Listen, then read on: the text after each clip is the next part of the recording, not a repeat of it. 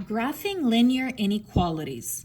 First, we're going to go ahead and do a little review before we start talking about graphing them.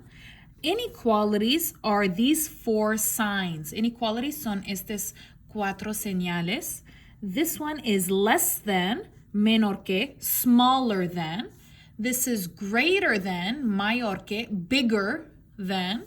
This is less than or equal to, menor o igual que, so smaller or the same. This is greater than or equal to, mayor o igual que, bigger or the same. So here are some notes that you need to remember. Okay, so if I have a greater than sign like this, then I will be coloring up. And how you do that is you need to find the arrow that is up on the y-axis and you will be coloring that side. Okay, si tengo un señal greater than, mayor que, así, sin línea o con línea, necesito color arriba. Okay, arriba, para encontrar cuál lado es arriba, necesito encontrar la flecha que está arriba en el y-axis y necesito color este lado. If I have less than, okay, so this is less than, without the sign or with the sign, I will color down. And to do that, I will find the down arrow on the y-axis and I will color that side. Si tengo un less than, menor que, sin línea o con línea, necesito color abajo. Para encontrar cuál lado está abajo, necesito encontrar la flecha abajo en el y-axis y color este lado.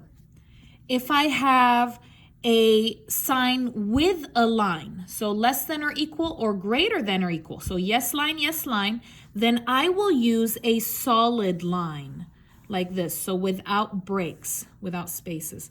Si tengo un señal con línea, okay, less than or equal o mayor que o igual, I will use a solid line, una línea sólida. Okay, so with line, yes, solid. If I have a sign with no line, I will use a line like this that is dashed. Si tengo una señal sin línea, así, less than or greater than, voy a usar una línea así, dashed. Here are the graphing steps. Aquí están los pasos para graficar. So the first step, el primer paso, solve for y. Y alone, I need the y alone, and I need it in the form y equals mx plus b. Obviously, the equal will be less than or equal to. Primero, necesito resolver por la y. Necesito la y sola. Necesito en la forma y equal mx plus b. Y obvio, el igual no va a ser igual, va a ser less than or greater than.